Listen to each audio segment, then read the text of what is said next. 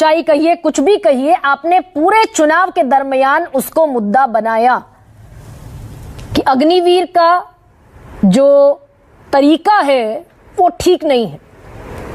Colonel Rohit Chaudhary, आपके क्या एतराज, क्या आपत्ति इस पर?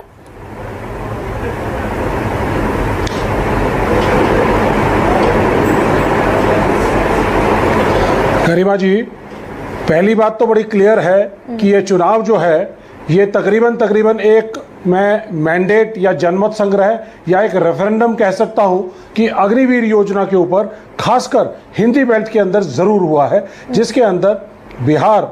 झारखंड और यूपी, हरियाणा, पंजाब, राजस्थान, हिमाचल,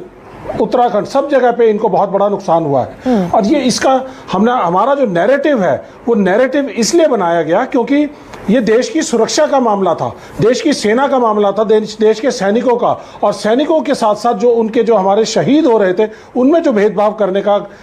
बीजेपी ने, एनडीए सरकार ने जो इनके जाति और धर्म में जो बांटने वाली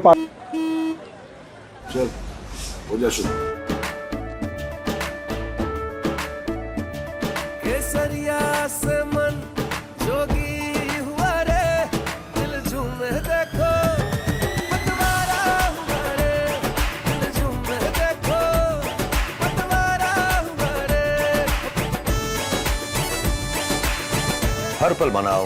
केसरी त्योहार। विमल, बोलो जुबान केसरी पार्टी है, उसने जिस तरह से हमारे सैनिकों को भी बांट दिया, दो हिस्सों में बांट दिया। अग्निवीर सैनिक को कुछ और मिल रहा है, अग्निवीर के साथ साथ हमारे जो रेगुलर सैनिक को उसको सर्विस के दौरान कुछ और मिल रहा है, और शहादत में जितनी बड़ी भेदभाव करने का काम किया है, ये बहुत ही एक तकलीफदेह चीज थी। हमारे देश के नागरिक हमारी सेना के साथ, हमारी सुरक्षा के साथ, देश की जो बाउंड्रीज हैं उसके साथ बहुत ही भावुक तौर पे जो है जुड़े हुए हैं, सेंटिमेंट्स और इमोशंस हैं, जो इस पूरे के पूरे चुनाव के अंदर दिखाई दिया गया। हमने ये सारा का सारा जो नैरेटिव है वो राजनीतिक तौर पे नहीं बनाया गया, क्योंकि ये पॉलिसी मैटर है और पॉलिसी का फैसला करने की जिम्मेदारी संसद की होती है, और इसीलिए ये कोई ऑपरेशनल मैटर्स नहीं है। तो जिस तरह से इन्होंने पॉलिसी को गलत तरीके से बदला, और उसी तरह से हम इसको पॉलिसी को बदलकर वापस सही पॉलिसी जो लीगेसी पॉलिसी थी उसको हम वापस लागू करना चाहते थे। नहीं, सरकार का तर्क तो ये है ना कर्नल रोहित चौधरी, इसीलिए सरकार इस तर्क के साथ हमेशा सामने आई। चुनाव के दरमियान भी जो कहा रक्षा मंत्री राजनाथ सिंह ने कि कोई भी देश चाहेगा कि हमारी सेना में युवापन बना रहे, युवा हो हमारी फौज।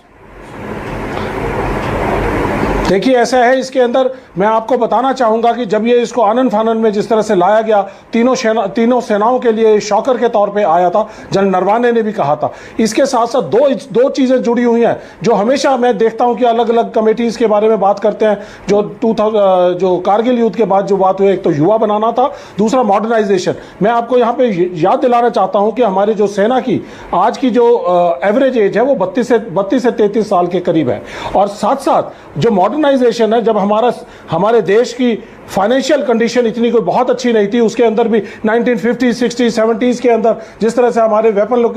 जिस तरह से हमारे रेडार प्रोग्राम बने, इंटीग्रेटेड मिसाइल डेवलपमेंट प्रोग्राम बने, LCA तेजस का प्रोग्राम बना, एवाक्स का प्रोग्राम बना, LRSAM, MRSAM, इस तरह की तमाम तरह की स्पेस वॉरफेयर का प्रोग्राम AD, इस तरह की तमाम वॉरफेयर का प्रोग्राम्स साथ साथ चलते रहे, और वो बताया गया कि फाइनेंशियल इश्यूज है। ये कोई फाइनेंशियल इश्यूज नहीं है, ये एक साइकोलॉजिकल इशू है जो कि बीजेपी और एनडीए की मानसिकता दिखाता है कि जो हमारे देश की सेना को तत्काल जिस तरह से कमजोर करने का काम कर रहा है। उस चीज को कर्नल रोहित चौधरी, बार बार ये जिक्र होता है कि भाई बजट का इशू था, सरकार ये चाहती थी कि रक्षा बजट का कम से कम पेंशन पर खर्च हो, कम से कम ग्रेजुएटी पर खर्च हो। जो 23% चला जाता था रक्षा बजट का, सरकार चाहती थी वो बजट कम हो। आप कह रहे हैं कि फाइनेंशियल मैटर नहीं था, साइकोलॉजिकल मैटर था। यही मैं आपको बताना चाहता हूं, जब हमारी अर्थव्यवस्था ग्लोबलाइजेशन से पहले 1970s, 80s, 90s, 2000 का डिकेड के अंदर हमारी समस्याएं थी, तो तब भी हमारी मॉडर्नाइजेशन चल रही थी। तब भी मॉडर्नाइजेशन चल रही थी। कर्नल